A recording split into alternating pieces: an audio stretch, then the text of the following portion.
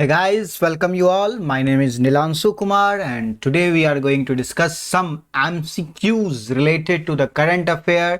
और ये जो MCQs हैं वो आपको इंडिया के किसी भी एग्जामिनेशंस में काम आने वाले हैं। तो ध्यान से देखिएगा वीडियो, और MCQ की जब क्वेश्चंस आएगी तो कोशिश कीजिएगा कि उसका आंसर मन में सोचें, ताकि आपको भी पता चले कि आपको कितना आता है और कितने याद करने की ज़रूरत है। ओके, तो पहला सवाल, Which of the following museum is renamed as PM museum? मतलब इनमें से किस संग्रहालय का नाम बदलकर प्रधानमंत्री संग्रहालय कर दिया गया था? तो हमारे ऑप्शंस हैं इंदिरा म्यूजियम, इंदिरा गांधी के नाम पे, नरेंद्र मोदी म्यूजियम, इनके नाम पे तो स्टेडियम है, नेहरू म्यूजियम, या इनमें से कोई नहीं। तो मैंने पहले भी बोला था कि आप लोग जवाब सोच लें, तो आई थिंक आप लोगों ने जवाब सोच लिया होगा। तो इसका सही जवाब है नेहरू म्यूजियम। नेहरू म्यूजियम जो दिल्ली में था उसका नाम बदलकर प्रधानमंत्री संग्रहालय या पीएम म्यूजियम कर दिया गया। क्यों किया गया ऐसा?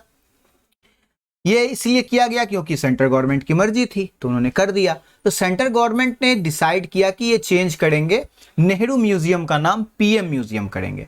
अब ऐसा करने के पीछे लॉजिक ये था कि नेहरू म्यूजियम से सिर्फ ये पता चलता है कि वो जवाहरलाल नेहरू जी का म्यूजियम है, और जवाहरलाल नेहरू क्या थे? भारत के प्रधानमंत्री थे। तो उसे पीएम म्यूजियम कर देने से क्या हो रहा है कि जो भी 14 प्रधानमंत्री इंडिया ने आज तक देखे या इंडिया को आज तक मिले, उन सब से रिलेटेड मेमोरीज, उनके द्वारा किए गए कामों को जनता को पता चले। क्योंकि आज भी बहुत सारे लोग हैं, हम लोग तो चलिए करंट अफेयर की तैयारी करते हैं, किसी एग्जाम की तैयारी करते हैं, तो प्राइम मिनिस्टर और प्रेसिडेंट के नाम पता हो, और मुझे विश्वास है कि बहुत सारे लोगों को नहीं पता होगा। आई थिंक पता होना चाहिए, हमें अपने देश के सारे प्राइम मिनिस्टर और प्रेसिडेंट के नाम पता होना चाहिए, और मैं आप लोगों से उम्मीद करूंगा कि आप उसे याद भी कर लें। तो इसका इनॉग्रेशन 14 अप्रैल अंबेडकर जयंती के दिन पे प्रधानमंत्री नरेंद्र मोदी जी ने किया था। और एक सलाह मैं आप लोगों को देना चाहूंगा इससे रिलेटेड कि जितने भी लोग दिल्ली में रहते हैं, एग्जामिनेशंस की तैयारी करते हैं, या वो जो एग्जामिनेशंस की तैयारी नहीं भी करते हैं और ये वीडियो देख रहे हैं, प्लीज जाकर म्यूजियम को देखें, बहुत मजा आएगा, बहुत कुछ सीखने को मिलेगा। तो नेहरू संग्रहालय हिंदी में है, पीएम म्यूजियम नाम दिया गया 14 पूर्व प्रधानमंत्रियों की याद को ताजा करने कर सहेज कर रखने के लिए, लोगों को ये बताने के लिए वो भी ये म्यूजियम का नाम बदला गया है। उसके बाद उद्घाटन इसका 14 अप्रैल को अंबेडकर जयंती के उपलक्ष्य में किया गया था। दूसरा सवाल है, which of the following cities has been recognised as the tree of the world? इनमें से किस शहर को विश्व के वृक्ष के रूप में मान्यता दी गई है? तो फोटो देखकर जिन लोगों ने अंदाज लगा लिया तो बहुत अच्छी बात है। तो फोटो के हिसाब से सबको पता चल गया होगा कि ये शहर है मुंबई। ये शहर है मुंबई, जिसे बॉम्बे नाम से जाना जाता था। तो मुंबई को 2021 में tree city of the world के नाम से घोषित किया गया, रिकॉग्नाइज किया गया, और ये करने वाली संस्था थी food and agriculture organization of united nation and arbor day foundation, जो कि डिपार्टमेंट ऑफ पब्लिक रिलेशन के अंतर्गत आता है।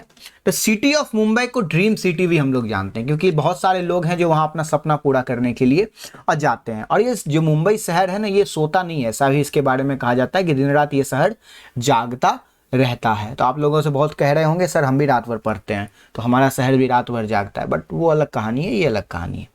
इसके पहले हैदराबाद शहर को इस नाम से संबोधित किया गया था, इस नाम से रिकॉग्नाइज किया गया था, और ये दूसरा शहर बना मुंबई। तो मुंबई को संयुक्त राष्ट्र के खाद्य और कृषि संगठन FAO के द्वारा और जनसंपर्क विभाग मतलब UN आर्बर डे फाउंडेशन के द्वारा इसे क्या घोषित किया गया? हमने पढ़ा tree city of the world. Okay, चलिए अगला क्वेश्चन है, आप लोग जवाब सोचिएगा। Where has the 40th edition of Hunar Haat? अब ये हुनर हाट होता क्या है कि लोग अलग अलग राज्य से आते हैं और अपना हुनर प्रदर्शित करते हैं। दुनिया भर से लोग आते हैं और उनके हुनर को देखते हैं, उनको रिकॉग्नाइज करते हैं, उनको प्रोत्साहित करते हैं। तो ये हुनर हाट 40वां जो संस्करण हुआ, ये हुआ है मुंबई में। ये कहाँ हुआ है? मुंबई में। और इसका inauguration union minister of information and broadcast Anurag Thakur ने। आप लोगों को ये भी याद रखना जरूरी है कि union minister of union and broadcast और यूथ अफेयर के जो मिनिस्टर हैं और स्पोर्ट्स के भी, ये 3 मिनिस्ट्री इनके पास है। कौन कौन मिनिस्ट्री है? Union minister for information and broadcasting, दूसरा यूथ अफेयर तीसरा स्पोर्ट्स। ये तीनों मिनिस्ट्री अनुराग ठाकुर जी के पास है और इन्होंने 40वें संस्करण हुनर हाट की शुरुआत की, इनॉग्रेशन किया था। ये कहाँ हुआ था? MMRDA ग्राउंड, जो कि बांद्रा कुर्ला कॉम्प्लेक्स मुंबई में है। और ये हुनर हाट कब से कब तक चला था? 14 अप्रैल से लेकर 27 अप्रैल तक चला था। तो ये कैंपेन शुरू किया गया था, इसका उद्देश्य मैंने पहले भी बताया। तो इसके बाद जो 41वां कैंपेन जो इस साल शुरू किया गया, वो किया गया था आगरा उत्तर प्रदेश में। ये कहाँ शुरू किया गया था? आगरा उत्तर प्रदेश में, जो कि 18 मई से 29 मई तक चला था। और इस कैंपेन का जो कैंपेन जो थी उसका नाम था acclamation to the art, acclamation to the art. Okay, ठीक। तो हमने देख लिया कहाँ किया गया था, Bandra Kurla complex, MMRDA ground, 16 से 27 अप्रैल, ये 40वां था। और 41वां कहाँ किया गया है? आगरा उत्तर प्रदेश में। ठीक है, क्लियर। चलिए अगला क्वेश्चन है, who among the following won ICC women's cricket world cup. देखिए, जो लोग क्रिकेट देखते होंगे वो ये फोटोआ देख के पता चल गया होगा कि कहना क्या चाहता है क्वेश्चन। या बिल्कुल सही आपने सोचा, इसका सही जवाब है ऑस्ट्रेलिया। पीला पीला जो कपड़ा होता है ये ऑस्ट्रेलिया क्रिकेट टीम का होता है। ऑस्ट्रेलिया ने इंग्लैंड को हराकर 2022 का ICC women's cricket world cup जीता है। Australia won the ICC women's cricket world cup 2022। अच्छा, एक चीज मैं बता दूं, आप लोग में जो इंग्लिश मीडियम के होंगे, अगर मैं हिंदी में बोल रहा हूं तो आप लोग पढ़ सकते हैं, मैं इंग्लिश हिंदी दोनों बोलने की पूरी कोशिश करूंगा। Australia von this 7th ICC, ये 7वां संस्करण था क्रिकेट के वर्ल्ड कप का महिलाओं के लिए। ये था 7वां संस्करण, और जिसे 71 रनों से 71 रन से इंग्लैंड ने को हराया और ऑस्ट्रेलिया ने जीता। ओके, ठीक है, वेरी गुड। तो देख लिया कहाँ हुआ था? ऑस्ट्रेलिया के क्राइस्टचर्च चर्च में। Okay, clear. नेक्स्ट अगला सवाल है, 5वां सवाल, टोटल 10 सवाल है। Who among the following become the first player to get retired out in IPL history? अब देखिए, IPL के बारे में सब जानते हैं, बहुत ही पॉपुलर है, एक ऐसा खेल क्रिकेट का जो कि पूरे दुनिया में पॉपुलर है। और ये पैसों से मतलब रिलेटेड खेल लोग कहते हैं, बट इसको एक दूसरे नज़रिए से भी देखना चाहिए कि ये सिर्फ पैसे से रिलेटेड खेल नहीं है, लोगों को क्या कहते हैं, मौका भी देने का बहुत बड़ा प्लेटफॉर्म है। तो आज तक किसी ने IPL से संन्यास नहीं लिया था, मतलब इनके पहले किसी ने नहीं लिया था। तो पहले व्यक्ति जिन्होंने संन्यास लिया है वो है रविचंद्र अश्विन जी। तो रविचंद्र अश्विन फर्स्ट प्लेयर बने इंडियन प्रीमियर लीग के 14 साल की हिस्ट्री में जो रिटायर हुए। और ये कैसे रिटायर हुए, ये भी बहुत इंटरेस्टिंग बात है। ये जो रिटायर आउट हुए हैं, रिटायरिंग आउट का मतलब क्या होता है?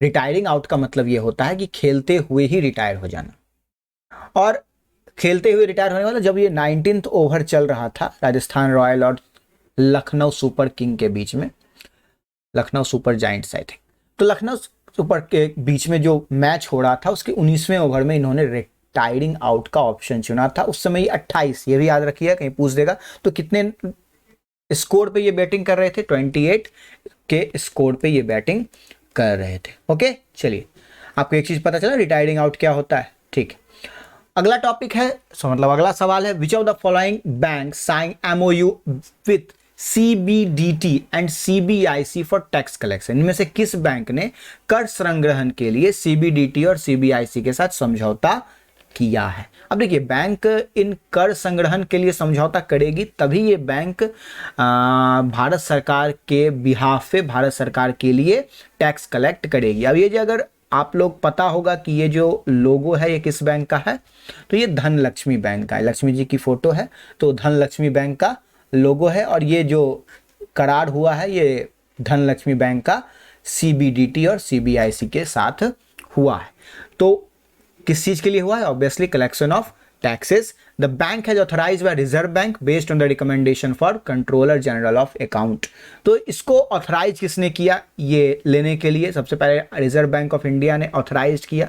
आपको पता होगा रिजर्व बैंक क्या है? ये बैंकर्स बैंक है, बैंकों के लिए जो बैंक का काम करता है वो रिजर्व बैंक है। इसके अलावा ये सेंट्रल गवर्नमेंट का भी बैंक है। सेंट्रल गवर्नमेंट को कभी कभी जब पैसे की जरूरत होती है या देश में जब नोट छापने की जरूरत होती है, ये काम भी रिजर्व बैंक के द्वारा की जाती है। ठीक है, अगला सवाल है, which of the following state has signed MOU with Netherlands for Cosmos Malabaricus परियोजना, कॉस्मोस मालाबारिकस प्रोजेक्ट। तो किस राज्य ने नेदरलैंड के साथ ही समझौता किया है। तो ये समझौता, अब देखिए यहाँ पे ये राज्य हाईलाइटेड है।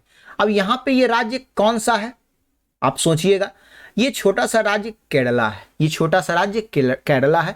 और आप लोगों से एक और अनुरोध है, वो राष्ट्रपति प्रधानमंत्री का नाम याद करने के अलावा, कि आप लोग जो ये इंडिया है प्यारा देश, इसमें कौन से राज्य कहाँ हैं ये आप लोग पॉलिटिकल मैप पे जरूर याद करेंगे। आपको पता होना चाहिए कि कौन सा राज्य कहाँ है, जैसे लाइक यहाँ बिहार है, यहाँ यूपी है। तो ये सारी जानकारी आप लोगों के मन में मतलब देखते ही आ जानी चाहिए।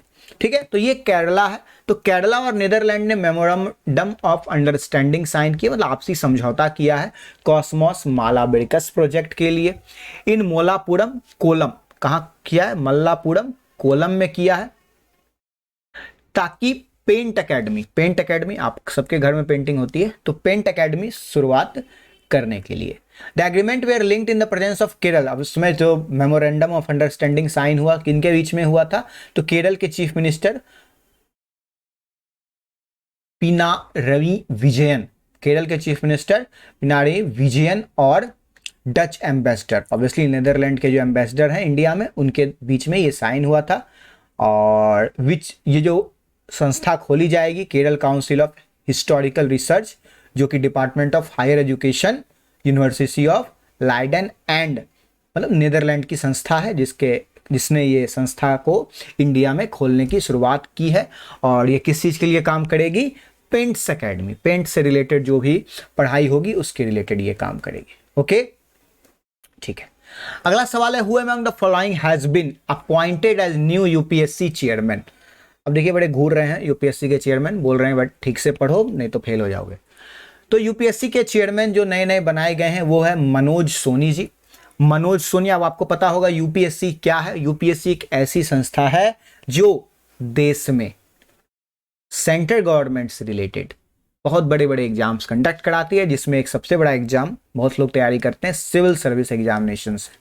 ओके, इसके अलावा बहुत सारे सीडीएस, एनडीए, इन सारे एग्जाम्स को भी कंडक्ट कराने का काम यूपीएससी का है। और ये एक कॉन्स्टिट्यूशनल बॉडी है। कॉन्स्टिट्यूशनल बॉडी मतलब संवैधानिक इकाई। संवैधानिक इकाई का मतलब क्या होता है, मतलब एक ऐसी संस्था जिससे रिलेटेड संविधान में पहले से प्रावधान है, उसके रिलेटेड आर्टिकल्स दिए गए हैं। तो यूनियन पब्लिक सर्विस कमीशन के डॉक्टर मनोज सोनी हैं, अपॉइंटेड किया गया इनको एजेंसी का चेयरमैन। और इनके बारे में एक इंटरेस्टिंग बात, ये स्वामी नारायण सेक्ट अनुपम मिशन के द्वारा इन्होंने दीक्षा ली थी कर्मयोगी, निष्काम कर्मयोगी। अब देखिए निष्काम कर्मयोगी वर्ड यहाँ आया है तो उसके बारे में जान लेना। सेल्फलेस वर्क, मतलब किसी भी चाहत के बिना काम करना। जैसे लाइफ में हम लोग किसी को मदद करते हैं कभी कभी, तो क्या सोचते हैं कि मैंने मदद किया तो वो भी मदद करे, और जब वो मदद नहीं करता है तो हमें क्या होता है, दुख होता है। तो अगर आपको भी जिंदगी में किसी की मदद करो और दुख ना हो तो आपको निष्काम मदद करना होगा, सेल्फलेस काम। और आप लोग भी सरकारी नौकरी की तैयारी कर रहे हो तो मैं चाहूंगा कि आप भी निष्काम कर्म योगी बनो, क्योंकि सरकारी नौकरी एक सेवा होती है, ये सिर्फ नौकरी नहीं होती है। ओके, चलिए। और इसको आर्टिकल 316 में appointed and term of office of UPSC और एसपीएससी की चर्चा की गई है। और इनको रिमूवल और सस्पेंशन का आर्टिकल 317 में है। ये हिंदी में दिया हुआ है, ठीक है, पढ़ लीजिएगा। नवा सवाल, 9th question, who among the following won prestigious O Henry award. Prestigious O Henry award जीता है अमर मित्रा जी ने। अब ये जो अमर मित्रा जी ने प्रेस्टिजियस ओ हेनरी अवार्ड जीता है, ये हैं कौन, ये बंगाली ऑथर हैं जिन्हें ये अवार्ड मिला है।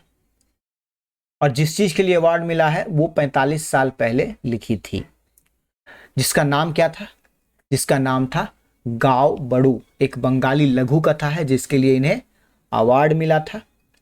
और क्यों मिला, ऑब्वियसली ये कार्य जो उनका था ये 2020 में एक अमेरिकी पत्रिका में प्रकाशित हुआ, और मित्रों को 2006 में साहित्यिक अकादमिक अवार्ड भी मिला है। तो याद रखने वाली बात यह है कि ये पब्लिश कब हुआ, इनका जो छोटी स्टोरी थी, ये अमेरिकन मैगजीन 2020 में इन्हें साहित्य के लिए अकादमिक अवार्ड कब मिला, 2006 में। ओके, चलिए नेक्स्ट और आज का आखिरी सवाल है, वर्ल्ड हेरिटेज डे कब मनाया जाता है।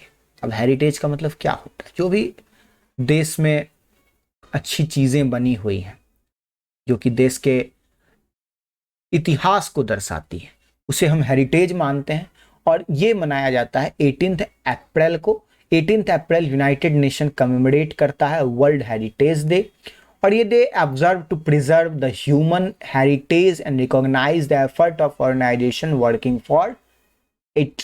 Momentum and ancient building are the asset of the world. मतलब कहा जाता है कि जो मोमेंटम्स हैं, जैसे हमारे देश में भी हैं, ताजमहल है या कुतुब मीनार है, तो ये सारे जो मोमेंटम्स हैं, रेड फोर्ट है जहाँ से प्रधानमंत्री झंडा फहराते हैं हर साल 15 अगस्त को, तो ये सारे बिल्डिंग के बारे में कहा जाता है कि एसेट ऑफ वर्ल्ड है, दुनिया का ये एसेट है, सिर्फ उस देश का एसेट नहीं है। तो इसी को मनाने के लिए, लोगों को याद दिलाने के लिए कि ये एसेट की सुरक्षा करनी है, दुनिया के अलग अलग देशों को बताया। रिसेंटली आपने देखा होगा बहुत सारे वॉर्स हुए हैं दुनिया में और बहुत सारे एसेट क्या हुए हैं, डिस्ट्रॉय हुए हैं। तो ये सब सेलिब्रेट करने का पर्पस ही यही है कि लोगों को जागरूक करना। और इस साल का जो टॉपिक था, थीम था, वो था heritage and the climate. Hope कि आपको ये वीडियो पसंद आया होगा। ये हिंदी में है। 18 अप्रैल को संयुक्त राष्ट्र विश्व विरासत दिवस मनाता है और ये विरासत और जलवायु, आज आपको पता होगा कि विरासत मतलब जो हमारी विरासतें हैं वो जलवायु का उनका बहुत बुरा प्रभाव पड़ रहा है और जलवायु को बर्बाद करने वाले कहीं ना कहीं हम लोग ही हैं। तो सबके लिए यही कहूँगा कि जलवायु को बचाओ, क्लाइमेट चेंज से बचो। Thank you.